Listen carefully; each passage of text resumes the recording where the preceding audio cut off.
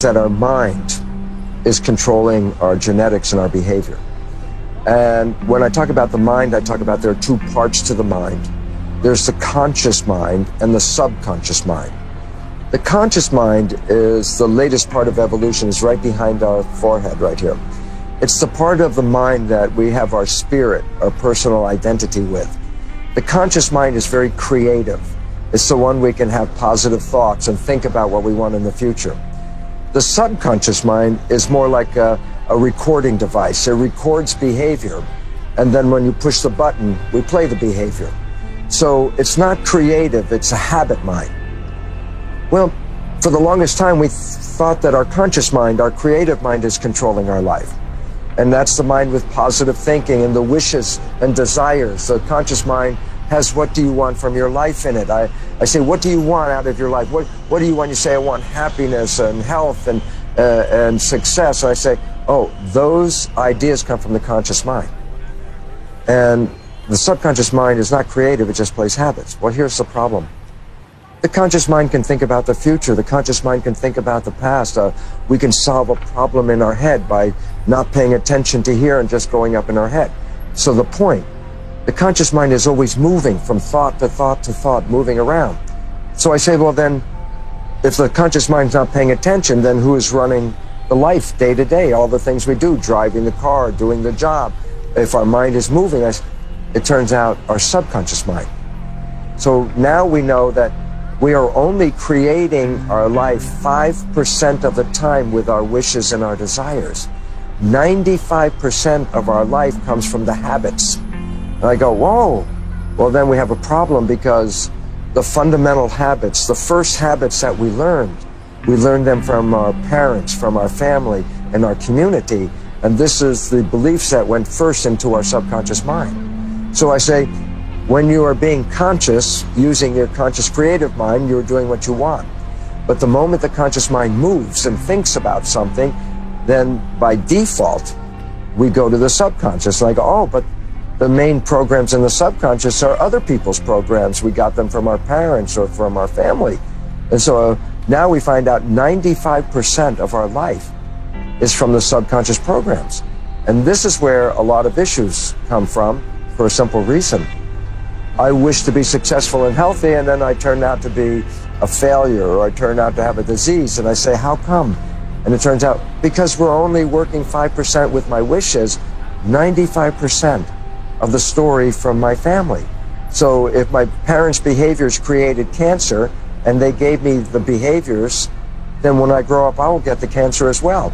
Not because I consciously want a cancer, but because my habits from my parents are playing 95% of the time.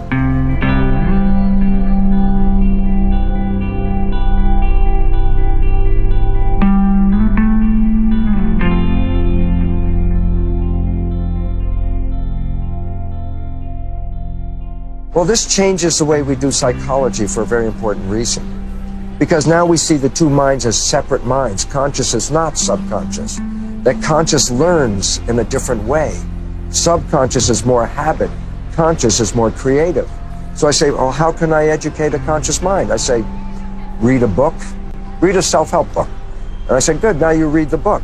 And I can give you a test at the end of the book. And I say, look, you got 100. You know everything in the book. I say, yes, your conscious mind has understood the book. And then I say, has your life changed? You go, it's the same life.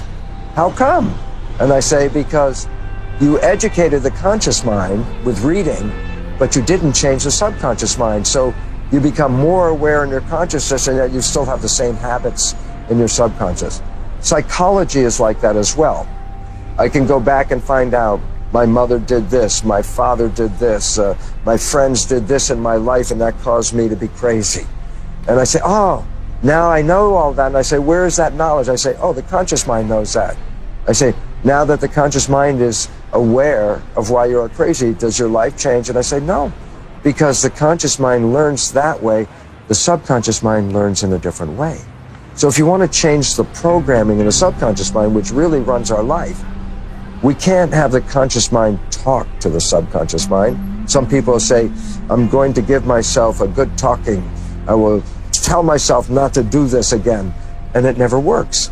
And the reason is this: there is an entity in the conscious mind, you. And the subconscious mind is a machine. So you try to talk to the machine, but there's nobody in there. And that's why we're not successful at changing the old patterns.